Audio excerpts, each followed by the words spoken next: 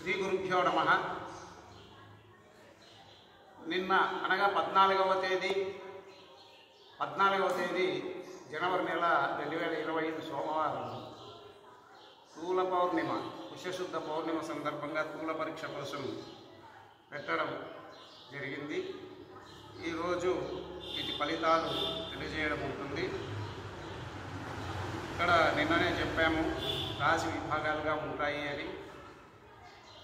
కొద్దిగా ఆలస్యమైంది, ఎందుకంటే సూర్యుడు కనిపించగా కొద్దిగా ఆలస్యమైంది, మంచు కరిగే సమయం. ఇలా మధ్యలో ఇక్కడక్కడక్కడక్కడ ఇలా తేమ అవుతూ ఉన్నది. ఈ విధంగా తేమ తగలాలి. ఇది మాఘం, పాల్గొనం, చైత్రం, వైశాఖం, జ్యేష్టం, ఆషాఢం, శ్రావణం, భాద్రపదం, ఆశ్వీజం, కార్తీకం, మార్గశిరం, పుష్యమాసాలు. రాబో స్వస్తిశ్రీ క్రోధినామ సంవత్సరం మాఘం, పాల్గొనం, చైత్రం, వైశాఖం, జ్యేష్టం, ఆషాఢం. ఈ చైత్రం, వైశాఖం, జ్యేష్ఠ, ఆషాఢ మాసం, పుష్యమాసం వరకు స్వస్తిశ్రీ విశ్వావసనామ సంవత్సర ఫలితాలుగా తీసుకోవాలి. ఇక్కడ మేషం, వృషభం, ఇదంతా మేషరాశి కిందికి వస్తాయి, వృషభ రాశి కిందికి ఇవి వస్తాయి. ఇది మేషరాశి, ఇది వృషభ రాశి, ఇది మిథున రాశి, ఇది కర్కాటక రాశి ఇక్కడ వస్తుంది, సింహరాశి, కన్యారాశి, తులారాశి, వృశ్చిక రాశి, ధనురాశి, మకర, కుంభ, మీనరాశులు వస్తాయి. ఈ విధంగా వేసుకునేటప్పటికీ ఈ ఫలితాల్లో చెప్పాలంటే మధ్యలో బాగా తేమ ఉన్నది. ఇక్కడ చూస్తే చేతికి మధ్యలో తేమ అవుతున్నది. అయితే మిశ్రమ వాతావరణం అనేది కనిపిస్తున్నది. దీని ప్రకారము తీసుకున్నట్లయితే స్వస్తిశ్రీ విశ్వావసనామ సంవత్సరంలో వర్షాలు సాధారణ స్థితికి ఉన్నవి. అయితే కొన్ని సందర్భాల్లో వచ్చేటటువంటి వర్షాలు నెలల వారీగా చెప్పడం ఉంటుంది వాతావరణ విభాగం. చైత్రమాసంలో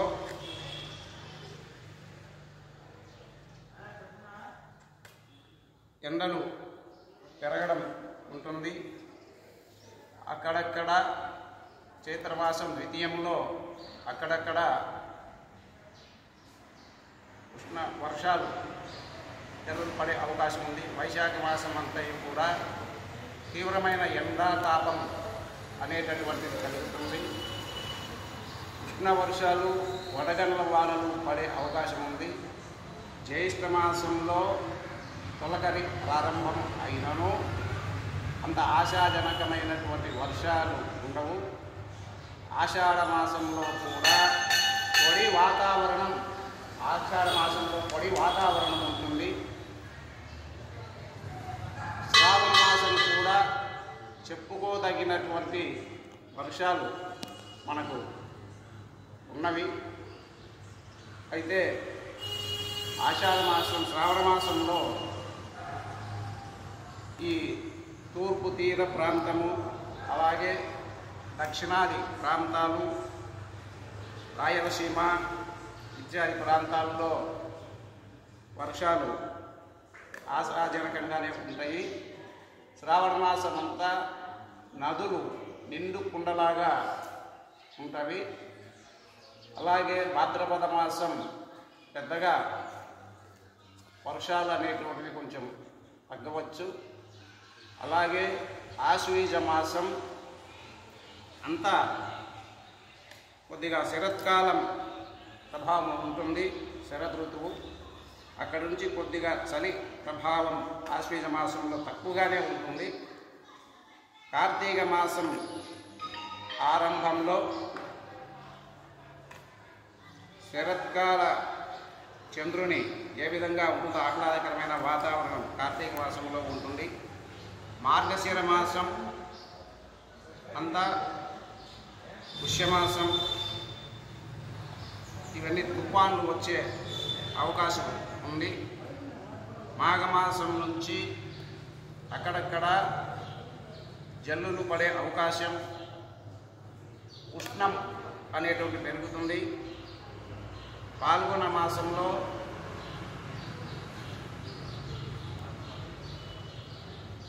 ఉష్ణ తీవ్రత అధికంగా ఉన్న అక్కడక్కడ కొద్దిగా జల్లులు పడి